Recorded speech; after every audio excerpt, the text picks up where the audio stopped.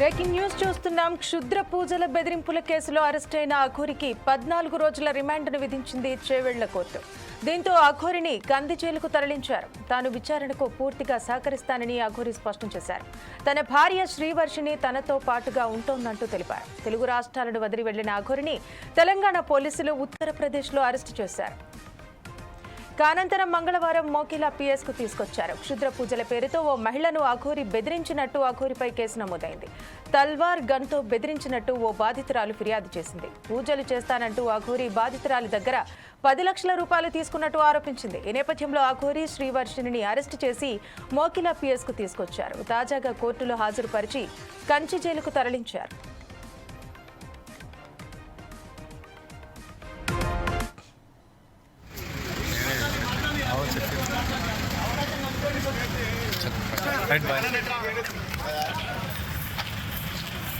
Xerox వాళ్ళని ఒక్క నిమిషం ఫోన్ చేస్తున్నా, ఒక విజువల్ తీస్తున్నాను.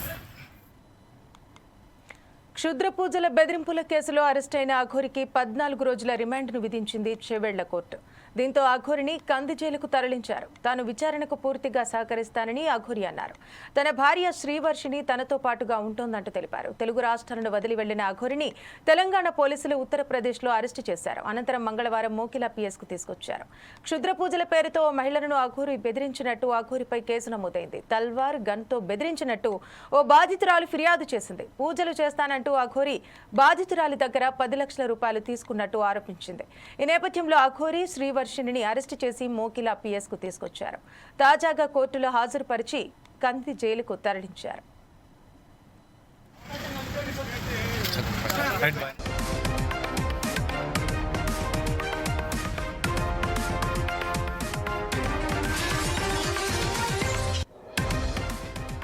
మరో బ్రేకింగ్ న్యూస్ చూస్తున్నాం. కాశ్మీర్లో జరిగిన దాడిని బీజేపీ ఖండించింది. ట్యాంక్ బండ్ వద్ద నల్ల రిబ్బన్లతో బీజేపీ నేతలు నిరసన తెలిపారు.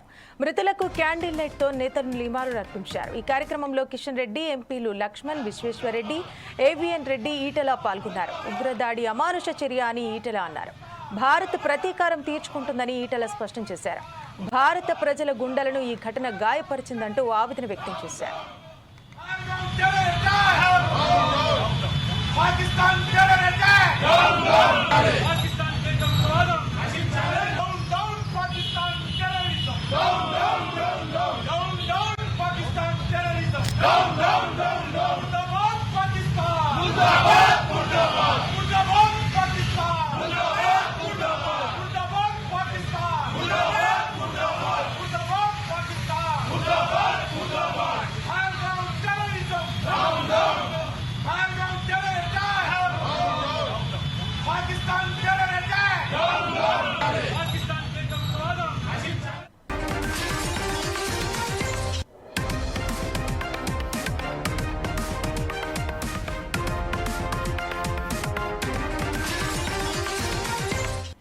రంగారెడ్డిలో సీఎంఆర్ఎఫ్ నిధులు దుర్వినియోగమయ్యాయి. జిల్లాలోని ఆసుపత్రుల్లో తనిఖీలు నిర్వహించగా ఈ వ్యవహారం వెలుగులోకి వచ్చింది.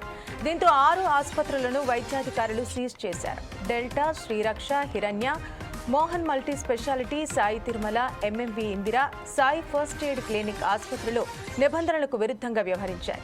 సీఎంఆర్ఎంఎఫ్ నిధుల కోసం నకిలీ సర్టిఫికెట్స్ సృష్టించి ప్రభుత్వానికి దరఖాస్తు చేసినట్టు అధికారులు గుర్తించారు. ఈ నేపథ్యంలో ఆసుపత్రులపై చర్యలు తీసుకున్నారు. దుర్వినియోగం అని చెప్పేసి అని పెద్ద వార్త వచ్చింది, అందరికీ తెలుసు. మరి అందులో మన జిల్లాలో 6 హాస్పిటల్స్లో నిధుల దుర్వినియోగం అనేది జరిగిందనేది మనకి సిఐడి కానీ లేకపోతే గవర్నమెంట్ జనరల్ అడ్మినిస్ట్రేషన్ డిపార్ట్మెంట్ కానీ మనకి ఇవ్వడం జరిగింది. వాటన్నింటినీ కూడా సీజ్ చేయమని చెప్పారు. అయితే 3 హాస్పిటల్స్ ఏమో కంప్లీట్గా మూసేసారు వాళ్ళు. అంటే వాళ్ళు ఇప్పుడు నడవడం లేదు. వాటన్నింటినీ కూడా మూసేయడం జరిగింది.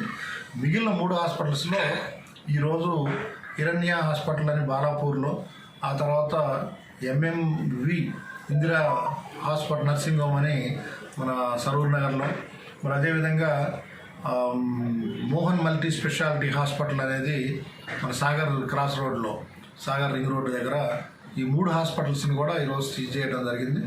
మరి madam Mohan multi speciality hospital అనేది వాళ్ళు మూసేశారు టెంపరీగా. కానీ ఏంటంటే వాళ్ళు ఎప్పుడు పడితే అప్పుడు తెరిచే అవకాశం ఉంది కాబట్టి దాన్ని కూడా సీజ్ చేయడం జరిగింది. కాబట్టి మిగిలిన 3 ఏమో కంప్లీట్గా క్లోజ్ చేసి ఉన్నాయి కాబట్టి వాటిని ఏం ముట్టుకోలేదు మనం. కానీ ఇప్పుడు మనకి జిల్లాలో ఉన్నటువంటి 6 హాస్పిటల్స్ని కూడా కంప్లీట్గా సీజ్ చేసినట్టు అన్నమాట దీంతో. కాబట్టి వాళ్ళకి మరి సిఐడి కానీ లేకపోతే మన గవర్నమెంట్ జనరల్ అడ్మినిస్ట్రేషన్ డిపార్ట్మెంట్ నుంచి కానీ మరి వాళ్ళ క్లీన్ చిట్ అనేది వస్తే వీళ్ళ సిరిసిల్ల జిల్లా బద్దెనపల్లి పంచాయతీ కార్యదర్శి ప్రియాంక వేధింపులకు గురైంది. ఇందిరమ్మ ఇంట్ల ఎంపిక విషయంలో స్థానిక నేతలు ఆమెను వేధించినట్టు ఆరోపించింది. దీంతో మనస్తాపానికి గురైన కార్యదర్శి రాజీనామా లేఖను డీపీఓకు పంపి అజ్ఞాతంలోకి వెళ్లింది. అమ్మ నాన్న నేను ఇల్లు వదిలి వెళ్లిపోతున్నానంటూ లేఖలో పేర్కొంది. కాంగ్రెస్ నేతలు వేధింపులు చేస్తున్నారంటూ ఆవేదన వ్యక్తం చేసింది. కుటుంబ సభ్యుల ఫిర్యాదుతో పోలీసులు ప్రియాంక ఆచూకీ కోసం గాలించారు. ప్రియాంక డైరీ, ఆమె రాసిన లేఖను స్వాధీనం చేసుకున్నారు. ప్రియాంక ఫోన్ ట్రేస్ చేయడంతో ఆమె తిరుపతిలో ఉన్నట్టు గుర్తించారు. బాధిత కుటుంబ సభ్యులు తిరుపతికి బయలుదేరారు.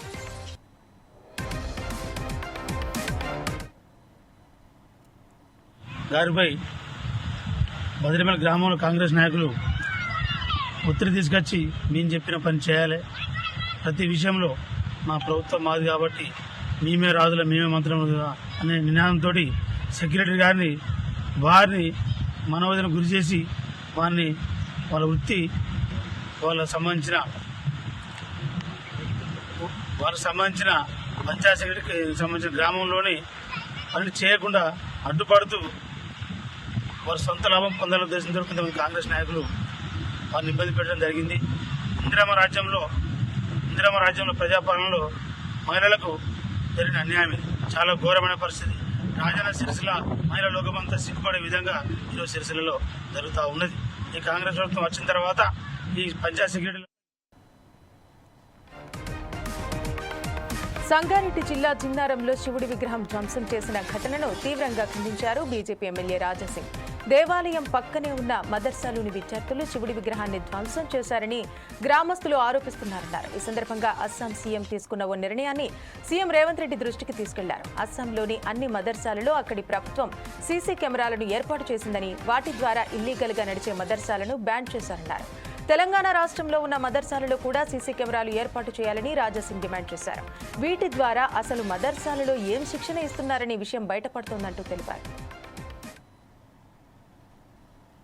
జిన్నారాం గ్రామంలో నిన్న ఆ గ్రామవాసులు ఒక పెద్ద శివ్ టెంపుల్ కట్టాలని ఒక మంచి సంకల్పం తీసుకున్నారు. అక్కడనే ఒక చిన్న శివుడు ఒక విగ్రహం కూడా పెట్టి అక్కడ పూజా కార్యక్రమాలు ఆల్రెడీ జరుగుతున్నాయి.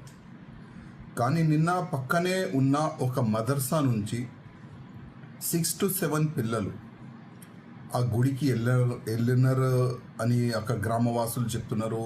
వాళ్ళే ఆ విగ్రహాన్ని మొత్తం ధ్వంసం చేసినారని గ్రామవాసులు చెప్తున్నారు. ఎందుకంటే ఒక వ్యక్తి, ఆ గ్రామవాసులే ఒక వ్యక్తి మొత్తం వీడియో తీసిండు.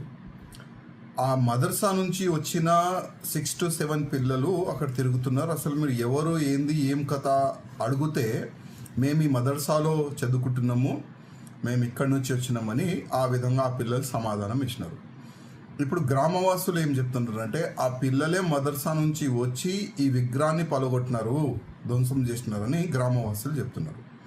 నేను మా ముఖ్యమంత్రి రేవంత్ రెడ్డి గారికి ఒక రిక్వెస్ట్ చేయాలనుకుంటున్నాను. రేవంత్ రెడ్డి గారు, ఆసాము ముఖ్యమంత్రి గారు ఒక మంచి డిసిషన్ తీసుకున్నారు. ఆసాంలో ఉన్న దాదాపు 500 నుంచి 600 వరకు అన్ని మదర్సాలని ఐడెంటిఫై చేసి ఇన్లీగల్ మదర్సాలను కూడా ఆయన మొత్తం బ్యాన్ చేసాడు. ఆసాం ముఖ్యమంత్రి గారు ఒక మంచి మాట ఏమన్నారంటే, మాకు టెర్రరిస్ట్ వద్దు, మాకు డాక్టర్, ఇంజనీర్లు కావాలి. కొన్ని మదర్సాలో చదువుకుంటున్న అట్లాంటి పిల్లలు టెర్రరిస్ట్ అవుతున్నారు. ఇప్పుడు అఫ్జల్ గురు కానీ, ఈ కసాబ్ కానీ అట్లాంటి పెద్ద పెద్ద టెర్రరిస్టులు మదర్సాలోనే చదువుకున్నారు.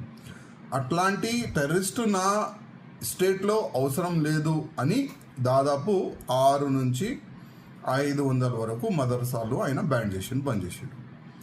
నేను మా రేవంత్ రెడ్డి గారికి ఒక రిక్వెస్ట్ చేయాలనుకుంటున్నా, మీరు కూడా ఒక సర్వే చేయండి.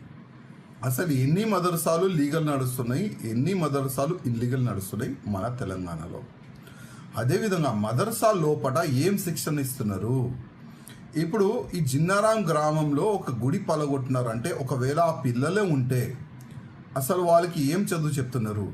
హిందూ గుళ్ళు పలగొట్టాలి, హిందువుల్ని చంపాలి, దేశానికి వ్యతిరేకంగా మనం తయారు కావాలి, అట్లాంటి శిక్షణ ఏదైనా ఇస్తున్నారా మదర్సాల్లో? ఒక్కసారి మీరు ఎంక్వైరీ చేయాలని నా ముఖ్యమంత్రి గారికి నేను